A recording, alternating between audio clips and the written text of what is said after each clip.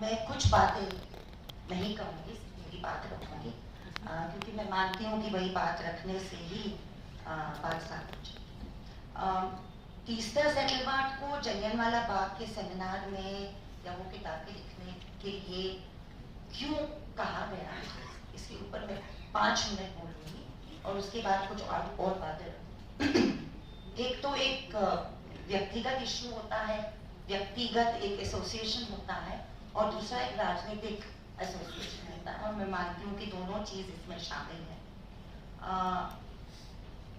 गए 32-35 सालों से हम जो काम कर रहे हैं अलग अलग स्तर पे, पत्रकार के नाते, सामाजिक कार्य के नाते, मानवाधिकार कार्यकर्ता के नाते, वो काम में भारतीय लोकशाही, इंडियन डेमोक्रेसी किस तरह लोगों को शामिल करती है गवर्नेंस में, और संस्थापक आजादी, इंस्टीट्यूशनल ऑटोनॉमी हमारे देश में किस तरह आजादी के बाद मौजूद है लोगों के लिए, वो दोनों चीज हमारे काम में बार बार सामने आते रहे। Institutional autonomy and quality of Indian democracy. तो चाहे वो सांप्रदायिक हिंसा का मामला हो, या औरतों के खिलाफ हिंसा का मामला हो, दलित भाई बहनों के खिलाफ हिंसा हो, या कामगार और किसान के खिलाफ जो राज सत्ता का एक नजरिया और हिंसा हो, ये सब में ये चीजें, ये दो बुनियादी चीजें शामिल हैं। ये लेकर और भी हंटर कमीशन में दिलचस्पी आने लगी, तो मैंने ओरिजिनल रिपोर्ट पढ़ा और सवाल हमारे सामने आया कि जस्टिस श्री कृष्ण कमीशन बैठाया गया, 5 साल के अंदर रिपोर्ट आया, बिल्कुल साफ सुथरा रिपोर्ट, मगर राज सत्ता तब की भी जब हंटर कमीशन निकला और अब की भी उनके जो अहवाल थे, उनके जो रिकमेंडेशन थे, उनको मानने के लिए बिल्कुल तैयार। तो हमने क्या पाया और क्या खोया इतने साल? मतलब अभी तो हम 103 साल के बाद बात कर रहे हैं, मतलब उस वक्त 92-93 के आप सोच लीजिए कि पुलिस की शक्ल 1947 या 1950 के बाद हमारे भारतीय पुलिस की शक्ल हमने कितनी डेमोक्रेटाइज की है।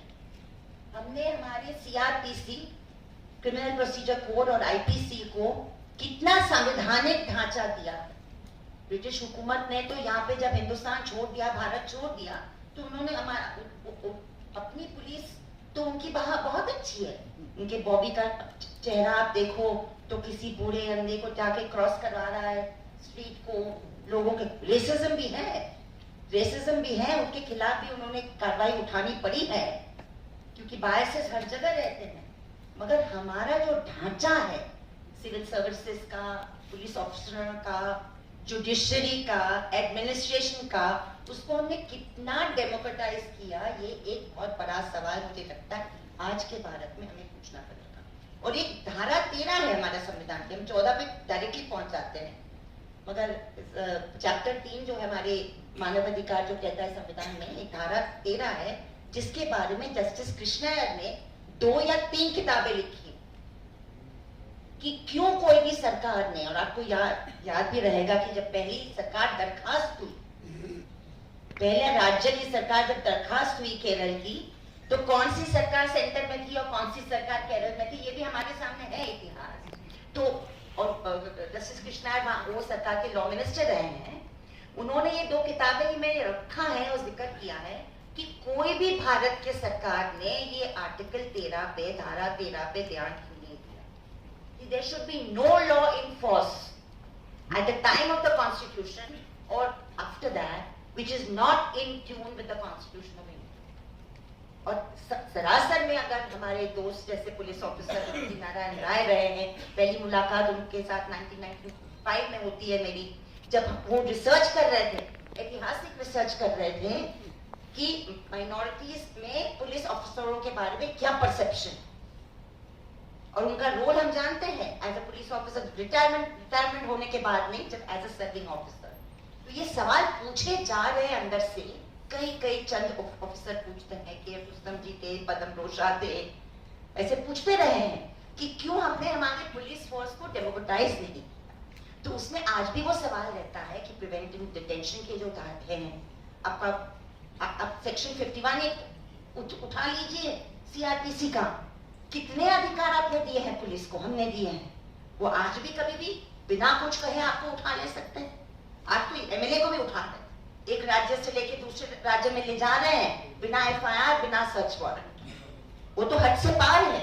मगर बात है कि हमारे कानून के किताब में आज 21वीं सदी में डेमोक्रेटिक लॉज नहीं मौजूद है when it comes to criminal law, और राज सत्ता के पास बहुत ज्यादा पावर है, ये हमको मानना पड़ेगा। और अगर ये बुनियादी स्तर पे, परमिंदर सिंह ने बहुत राजनीतिक बात उठाई, मैं कानूनी बात उठा कि कानूनी स्तर पे अगर हम पुलिस रिफॉर्म, एडमिनिस्ट्रेटिव रिफॉर्म और जुडिशियल रिफॉर्म की बात के बारे में आंदोलन नहीं करेंगे तो सरकारें बदलती जाएगी, मगर कहीं ना कहीं राज सत्ता का ये अधिकार जो गैर संवैधानिक है और एंटी पीपल है वो चलता है। हो सकता है कोई सरकार इस्तेमाल करे न करे, मगर बुनियादी स्तर पे इस तरह के कानून रहना उचित नहीं है कोई भी लोकशाही। अगर पुलिस फायरिंग की बात हम किया जाए, जलियांवाला बाग जब हुआ था, एक बहुत ही घिनौने तरीके से एक गोली चलाई गई। तो आप सोच लीजिए कि आजाद भारत में अगर हम मैप बनाते हैं कि इस तरह के पुलिस फायरिंग कब और कहां हुए, कौन से राज्य में हुए, तो बहुत ही मतलब एक दुखद इतिहास निकलेगा। हमें गए 5-10 साल का याद होता है तो हमें मंदसौर याद होता है जब किसानों को मारा गया। लखीमपुर खीरी में पिस्तौल नहीं था मगर एक मंत्री के बेटे की गाड़ी थी एसयूवी। अभी तो बुलडोजर भी चलाया जा रहा है। मगर जामिया मिलिया इस्लामिया में तो दिल्ली मतलब राजधानी की पुलिस जाके एक यूनिवर्सिटी के अंदर बच्चों को जिस तरह बेरहमी से और गैर कानूनी तरीके से न सिर्फ मारती है मगर मॉलेस्टेशन भी होता है लड़कियों का, ये हुआ है हमारे देश। और बंबई में भी 92 में जो पहला राउंड था हिंसा में, वहां पे भी गोलियां गैर कानूनी तरीके से चली। तो ये जो एक पूरा बर्ताव है पुलिस ऑफिसर का, और वो पुलिस को प्रोसिक्यूट नहीं करना, बाद में जनरल डायर को तो सिर्फ वापस ब्रिटेन बुलाया गया। अभी भी जस्टिस श्री कृष्ण रिपोर्ट में ये रिकमेंडेशन था कि 31 पुलिस ऑफिसर्स को या 39 पुलिस ऑफिसर्स को प्रोसिक्यूट करना चाहिए। हुआ नहीं हुआ। कौन सी सरकार थी आप भी जानते हैं। तो सवाल ये नहीं है कि कौन सी पार्टी और कौन सी, राज सत्ता का जो ढांचा है जिसको हम ये अधिकार दे रखे हैं और जिसके बारे में हम सवाल और आंदोलन नहीं करा करते हैं, वो आज हमें बहुत फायदा है। क्योंकि आज वैसी सरकार पावर में है जो खुद ऐलान करके कहती है कि हम संविधान में नहीं मानते। बाकी सरकार और ये सरकार में फर्क है कि वो कहते थे कि कम से कम हम संविधान में मानते हैं, फिर भी गलत काम कर लेते थे। अब ये तो कहते हैं कि हमारी बुनियादी तरक्की है कि हम ये संविधान को पलट, तो फिर जाहिर है कि और भी भयानक परिस्थिति है। सड़कों पर भी, सांसद में भी, जहांगीरपुरी में भी, हर जगह। तो ये फर्क है अभी अब की सरकार और उसकी सरकार। मैं बस 2-4 मिनट और प्रिवेंटिव डिटेंशन लॉज के बारे में बात करना चाहूंगी और एंटी टेरर लेजिस्लेशन के बारे में जिक्र की परंजोय ने थोड़ी बहुत, मगर फिर भी मैं उसको थोड़ी सी गहराई से करना चाहूंगी कि यूएपीए के बारे में आज बहुत ज्यादा चर्चा और होनी भी चाहिए, क्योंकि वो ऐसा कानून है हमारे बीच जिसमें ऐसे 5 या 6 धाराएं हैं जिसको कोई भी कानून में, लोकशाही में वो धाराएं नहीं होनी चाहिए, क्योंकि इतने लूज डेफिनेशन टेरर एक्ट के लिए, एसोसिएशन ऑफ टेरर के लिए, फिर बेल का प्रोविजन नहीं देना, कैसे भी करके 3-6 महीने तक आप डिटेन कर, वो बहुत सारे प्रोविजन ऐसे हैं जो कोई भी कानून में मौजूद नहीं होने चाहिए। मगर ये यूएपीए और ये प्रिवेंटिव डिटेंशन का इतिहास अगर हम थोड़ा सा समझे तो शुरुआत करनी पड़ेगी संविधान से। धारा 22 जो हमारे संविधान में है, ये थोड़ा सा हम दिमाग में उतार दे कि कोई भी लोकशाही में उनका संविधान प्रिवेंटिव डिटेंशन का अधिकार नहीं देता, मगर भारत का संविधान देता है। तो कहीं ना कहीं हमने वहीं से एक कॉम्प्रोमाइज शुरू कर दिया है। इसके ऊपर हमें कहीं ना कहीं चर्चा करनी पड़ेगी और सोचना पड़ेगा। कहा गया, सही कहा गया कि आपका जो 1919 का एनार्किकल रेवोल्यूशनरी क्राइम एक्ट जो था, जिसके ऊपर इतना बड़ा आंदोलन खड़ा हुआ, जिसको हम रौलैट एक्ट के नाम से जानते हैं, उसके 11 साल पहले 1908 में क्रिमिनल लॉ अमेंडमेंट आया जिसमें कोई भी एसोसिएशन अनलॉफुल था, वो ब्रिटिश हुकूमत ने लाया। उसके बाद कैच एंड किल पॉलिसी थी ब्रिटिश हुकूमत की, जो 1942 में उन्होंने आर्म्ड फोर्सेस स्पेशल ऑर्डिनेंस लाया। कैच एंड किल पॉलिसी मतलब पकड़ के मारने का अधिकार ब्रिटिश हुकूमत ने अपने आप को दे दिया।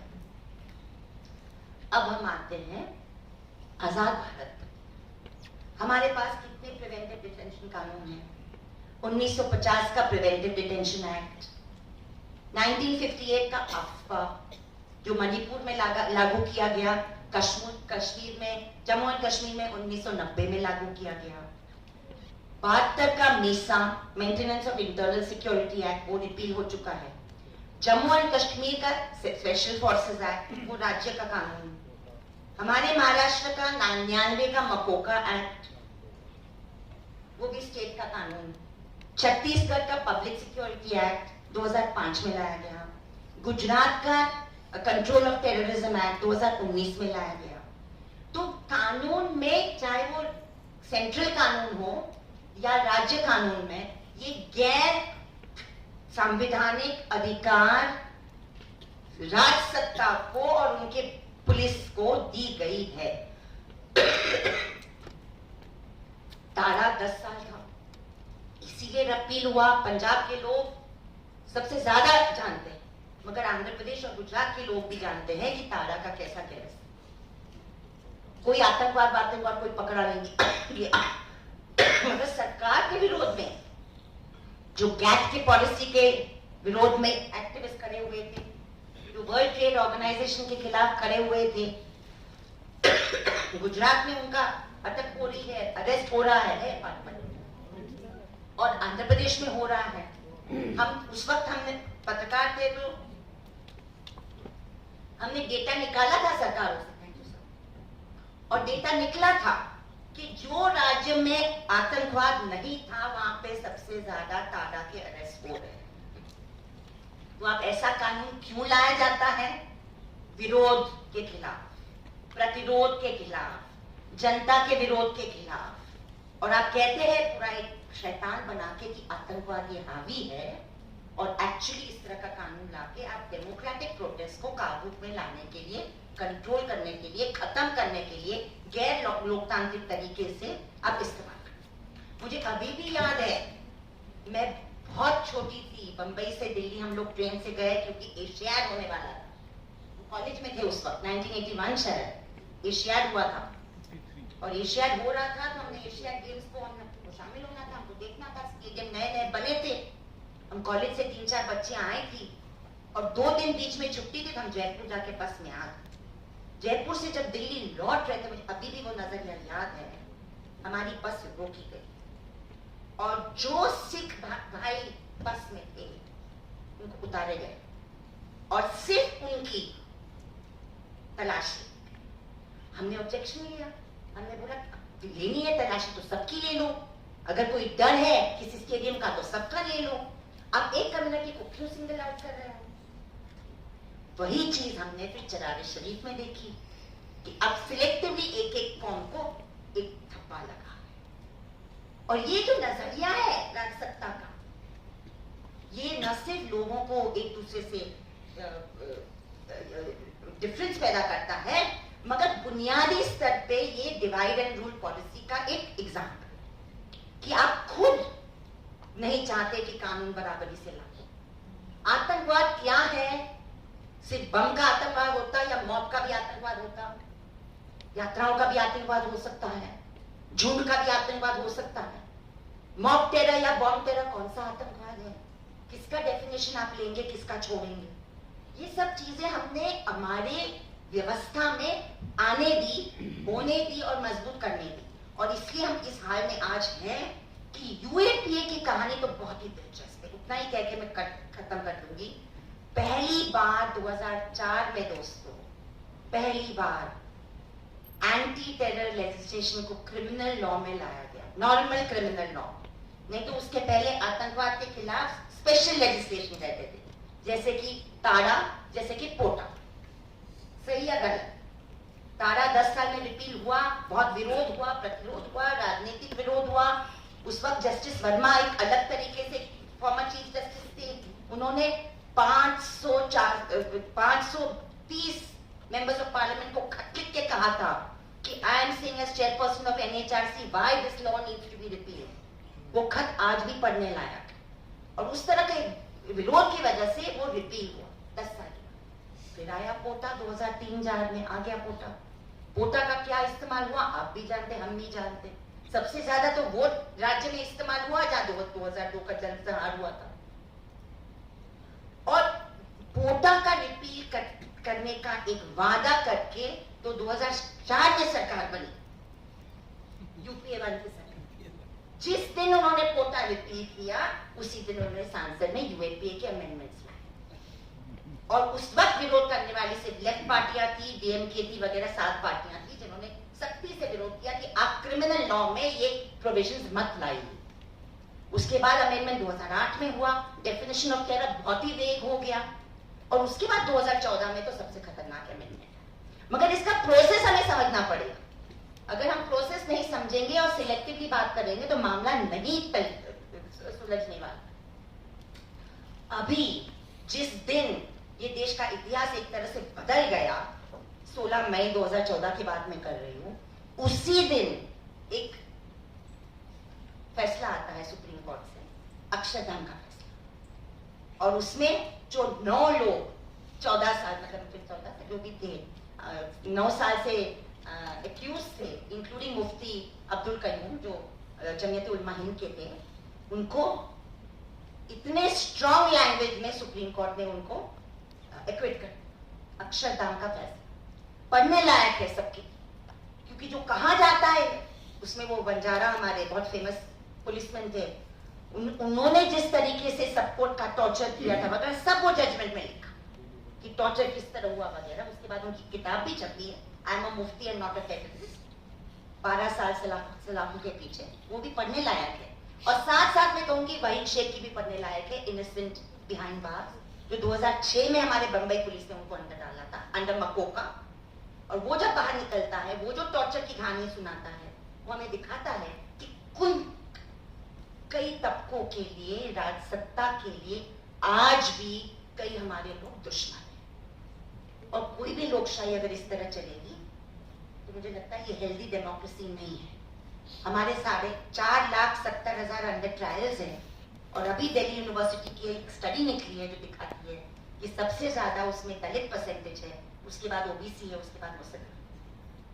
तो मतलब तबकों के हिसाब से हमें देखना चाहिए या नहीं देखना चाहिए वो अलग बात है, मगर ये लोग ऐसे हैं जो अपने बेल के लिए भी एक वकील को खड़ा नहीं कर सकते, क्योंकि उठाया जाता है या द वॉइसलेस। अभी उसमें अलग अलग धर्मों के भी वो लोग होंगे जो हुकूमत के नजरिए में वो धर्मी हमारे ये देश के दुश्मन है, बोलने की जरूरत नहीं। तो मेरा ये कहने का मतलब है कि 103 साल के बाद जलियांवाला बाग के मैसेकर अगर हम याद करते हैं तो कहीं ना कहीं हमारे 21वीं सदी के कानून सबसे ज्यादा क्रिमिनल लॉ और डिटेंशन लॉ को लेकर हम किस तरह आंदोलन और बदलाव के लिए खड़े होने वाले हैं, इसके लिए भी चर्चा हो, क्योंकि ये एक बहुत ही गंभीर समस्या है एक्टिविस्ट के लिए, पॉलिटिकल एक्टिविस्ट के लिए, विरोध के लिए, प्रतिरोध के लिए, लोकशाही के लिए हमारे सामने एक सवाल है।